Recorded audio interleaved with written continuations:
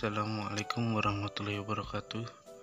Kami dari kelompok 7 yang beranggotakan Rosma Putri Anggarawati dengan NIM 205231092, Ulfa Nur Aini 205231094, Fadila Nurila Izati dengan NIM 205231098, Intan Amalia Qur'ana dengan NIM 205231103, Dwi Lailatul Fitriah dengan NIM 205231105, Faiz Aditya Nur Pratama 205231109. Di sini kami akan mempresentasikan hasil kerja dari kelompok kami. Tujuan pembuatan video ini adalah untuk memenuhi tugas mata kuliah manajemen keuangan yang diberikan oleh Bapak Yulfan A. Nurrahman SEMM dan untuk menambah pengetahuan. Pengertian risiko menurut Kamus Besar Bahasa Indonesia atau KBBI adalah akibat yang kurang menyenangkan atau merugikan, membahayakan dari suatu perbuatan atau tindakan. Risiko menurut para ahli. Yang pertama, dari Herman Damawi. Risiko dihubungkan dengan kemungkinan terjadinya akibat buruk atau kerugian yang tak diinginkan atau tak terduga. Yang kedua, dari Arthur C. Kwon. Risiko adalah prospek suatu hasil yang tidak disukai atau operasional sebagai deviasi standar. Yang ketiga, Ferdinand Silalahi. Risiko adalah penyimpangan hasil aktual dari hasil yang diharapkan. Pengertian manajemen risiko. Manajemen risiko merupakan bagian integral dan proses manajemen yang berjalan dalam perusahaan atau lembaga suatu usaha untuk mengetahui, menganalisis, serta mengendalikan risiko dalam setiap kegiatan perusahaan dengan tujuan untuk memperoleh efektivitas dan efisiensi yang lebih tinggi dan untuk mengurangi kemungkinan terjadinya kerugian dari risiko yang dihadapi.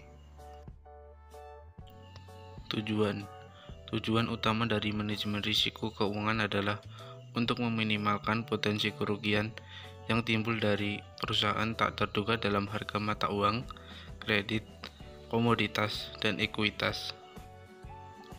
Jenis-jenis risiko. Yang pertama ada risiko murni. Risiko murni disebut juga risiko yang tidak disengaja. Risiko murni adalah risiko yang apabila terjadi tentu menimbulkan kerugian dan terjadinya tanpa disengaja. Misalnya terjadi kebakaran, bencana alam, pencurian, dan lain-lain. Salah satu cara menghindari risiko murni adalah dengan asuransi. Dengan demikian, besarnya kerugian dapat diminimalkan. Risiko murni dapat dikelompokkan pada 3 tipe risiko. Yang pertama, risiko aset fisik. Merupakan risiko yang berakibat timbulnya kerugian pada aset fisik suatu perusahaan atau organisasi. Contohnya bencana alam, tsunami, kebakaran, banjir, angin topan, dan lain sebagainya. Yang kedua, risiko karyawan. Merupakan risiko karena apa yang dialami oleh karyawan yang bekerja di perusahaan atau organisasi. Contohnya, kecelakaan kerja, sakit, sehingga aktivitas perusahaan terganggu. Ketiga, risiko legal merupakan risiko dalam bidang kontrak yang mengecewakan atau kontrak yang tidak berjalan sesuai dengan rencana. Contohnya, perselisihan dengan perusahaan lain, sehingga persoalan seperti ganti kerugian. Jenis-jenis risiko yang kedua adalah risiko spekulatif. Risiko spekulatif adalah risiko yang memiliki kemungkinan terjadinya dua peluang. Peluang terjadinya kerugian dan peluang terjadinya keuntungan atau ketidakpastian. Seperti pembelian saham di bursa efek. Risiko spekulatif ini dapat dikelompokkan menjadi 4 tipe risiko, yaitu yang pertama, risiko pasar. Merupakan risiko yang terjadi pergerakan harga di pasaran. Risiko yang disebabkan karena perubahan tingkat bunga, nilai tukar mata uang rupiah, harga komoditas, dan harga modal atau pinjaman yang dapat membawa risiko pada perubahan. Contohnya, harga pasar saham dalam portofolio perusahaan mengalami penurunan yang mengakibatkan kerugian yang dialami oleh perusahaan. Yang kedua, risiko likuiditas. Merupakan risiko yang ketidakmampuan memenuhi kebutuhan kas. Contohnya, kepemilikan kas menurun, sehingga tidak mampu membayar hutang secara tepat, menyebabkan perusahaan harus menjual aset yang dimilikinya. Yang ketiga, risiko operasional. merupakan risiko yang disebabkan pada kegiatan operasional yang tidak berjalan dengan lancar. Contohnya, terjadi kerusakan pada mesin karena berbagai hal. Yang keempat, risiko kredit merupakan risiko yang tidak dapat dihindari, namun dapat dikelola hingga pada batasan yang bisa diterima. Contoh, debitur tidak bisa membayar cicilan dan bunga hutang, sehingga perusahaan mengalami kerugian. Piutang dagang tidak dibayar. Proses manajemen risiko. Yang pertama, identifikasi. Risiko manajemen perusahaan melakukan tindakan berupa mengidentifikasi setiap bentuk risiko yang dialami perusahaan dan yang mungkin akan dialami oleh perusahaan. Terdapat beberapa teknik yang digunakan dalam mengidentifikasi risiko, yaitu dengan menelusuri sumber risiko sampai terjadinya peristiwa yang tidak dapat dihindari hingga menjadi penyebab terjadinya kerugian. Yang kedua, mengidentifikasi bentuk-bentuk risiko. Manajemen perusahaan mampu menjelaskan bentuk-bentuk risiko yang diidentifikasi secara detail, seperti ciri-ciri risiko dan faktor-faktor timbulnya risiko tersebut. Yang ketiga, pengukuran risiko. Pengukuran risiko dilakukan untuk memenuhi relatif tingkat pentingnya risiko tersebut dan untuk memperoleh informasi guna menetapkan kombinasi peralatan manajemen risiko yang cocok untuk menanganinya. Lalu yang keempat, ada pengendalian risiko. Dalam sebuah proses manajemen, hal yang terpenting adalah mengendalikan atau mengatasi risiko tersebut. Kemudian yang kelima, pemantauan, penginian atau kaji ulang, kontrol dan evaluasi.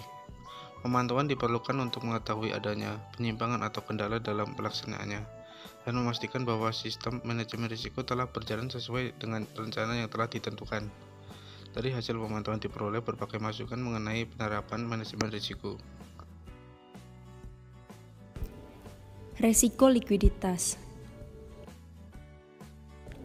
Resiko likuiditas adalah resiko akibat ketidakmampuan bank syariah untuk memenuhi kewajiban yang jatuh tempo dari sumber pendanaan arus kas atau aset likuid yang berkualitas tinggi yang dapat digunakan tanpa mengganggu aktivitas dan kondisi keuangan yang baik. Karakter manajemen risiko pada Bank Islam. A. Identifikasi risiko. Identifikasi risiko yang dilakukan dalam Bank Islam tidak hanya mencakup berbagai risiko yang ada pada bank pada umumnya, melainkan juga meliputi risiko yang khas hanya ada pada bank-bank yang beroperasi berdasarkan prinsip syariah. Dalam hal ini, keunikan Bank Islam terletak pada 6 hal, yaitu yang pertama, proses transaksi pembiayaan, yang kedua, proses manajemen, yang ketiga, sumber daya manusia atau insani, yang keempat, teknologi, yang kelima, lingkungan eksternal, dan yang terakhir, kerusakan. B. Penilaian risiko. Dalam penilaian risiko, keunikan Bank Islam terlihat pada hubungan antara probability dan impact atau bisa dikenal dengan qualitative approach. C. Antisipasi resiko. Antisipasi resiko dalam Bank Islam bertujuan untuk apa? Yang pertama, preventif, yaitu Bank Islam memerlukan persetujuan DPS untuk mencegah kekeliruan proses dan transaksi dari aspek syariah. Di samping itu, Bank Islam juga memerlukan opini bahwa fatwa DSN bila Bank Indonesia memandang persetujuan DPS belum memadai atau berada di luar wewenang. Yang kedua, detektif, yaitu pengawasan dalam Bank Islam meliputi 2 aspek. Yang pertama ada aspek perbankan oleh Bank Indonesia dan yang kedua ada aspek syariah oleh DPS. Yang ketiga, recovery, adalah koreksi atau suatu permasalahan dapat melibatkan Bank Indonesia untuk aspek perbankan dan DSN untuk aspek syariah. D. Monitoring resiko. Aktivitas dalam Bank Islam tidak hanya meliputi manajemen Bank Islam, tetapi juga melibatkan Dewan Pengawas Syariah atau DPS. Selanjutnya ada faktor pendukung terjadinya resiko likuiditas. Ada 4, apa saja? Yang pertama, pada saat terjadi penarikan dana simpanan berjumlah besar, Bank Islam tidak memiliki cukup dana dan sumber pendanaan cepat yang dapat digunakan untuk memenuhi kebutuhan likuiditas tersebut. Yang kedua, ketika Bank Islam telah memiliki komitmen pembiayaan dalam jumlah yang besar dan belum terrealisasi dengan debitur, dan pada saat realisasi Bank Islam tidak memiliki dana yang cukup. Yang ketiga, terjadi penarikan simpanan yang cukup besar dan Bank Islam tidak memiliki aset yang dapat segera dicairkan untuk memenuhi kebutuhan likuiditas nasabah. Dan yang terakhir, terjadinya penurunan besar-besaran terhadap nilai aset yang bank miliki memicu ketidakpercayaan nasabah sehingga menarik dana simpanannya dari bank. Proses manajemen resiko likuiditas. 1. Identitas resiko dilaksanakan dengan melakukan analisis terhadap karakteristik resiko yang melekat pada aktivitas fungsional, resiko terhadap produk dan kegiatan usaha. 2. Pengukuran resiko dilaksanakan dengan melakukan evaluasi secara berkala terhadap kesesuaian asumsi, sumber data, dan prosedur yang digunakan untuk mengukur resiko. 3. Pemantauan resiko dilaksanakan dengan melakukan evaluasi terhadap eksposur resiko, penyempurnaan proses pelaporan terhadap perubahan kegiatan usaha, produk, transaksi, faktor resiko, teknologi informasi, dan sistem informasi manajemen yang bersifat material. Manajemen resiko likuiditas perbankan syariah. Likuiditas adalah hal yang penting untuk dikelola oleh Bank Islam. Pengelolaan likuiditas pada Bank Islam sedikit lebih rumit dibandingkan jenis resiko lainnya. Hal ini disebabkan karena likuiditas memiliki dua sisi yang bertolak belakang.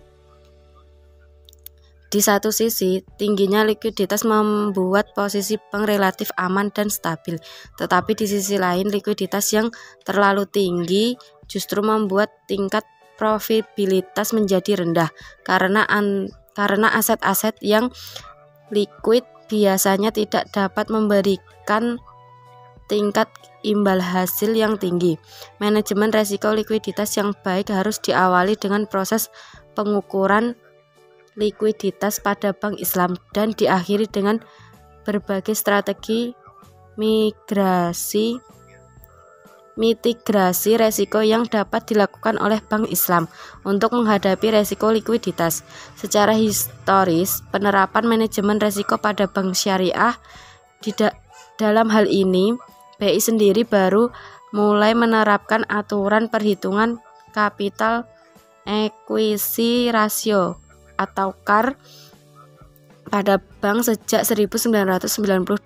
Sementara itu, bank syariah lahir pertama kali di Indonesia pada tahun yang sama. Jadi jika dilihat dari usia sistem, maka hal ini merupakan tantangan yang berat untuk bank syariah. Bank syariah pun akan sangat sulit mengikuti konsep yang telah dijalankan perbankan konvensional dalam hal manajemen risiko. Mengingat perbankan konvensional membutuhkan waktu yang panjang untuk membangun sistem dan membangun teknik manajemen risiko. Di lain pihak, operasi bank syariah memiliki karakteristik dan perbedaan yang sangat mendasar jika dibandingkan dengan bank konvensional. Sementara manajemen risiko juga harus diimplementasikan oleh bank syariah agar tidak hancur dihantam risiko. Maka cara yang paling cepat dan efektif adalah mengadopsi sistem manajemen risiko bank konvensional yang disesuaikan dengan karakteristik perbankan syariah. Inilah yang dilakukan BI sebagai regulator perbankan nasional yang akan menerapkan juga bagi bank syariah. Dalam hal ini, Islamic Financial Service Board (IFSB) telah merumuskan prinsip-prinsip manajemen risiko bagi bank dan lembaga keuangan yang berprinsip syariah. Disebutkan bahwa kerangka manajemen risiko lembaga keuangan syariah mengacu pada Basel Accord 2 yang juga diterapkan perbankan konvensional dan disesuaikan dengan karakteristik lembaga keuangan dengan prinsip syariah.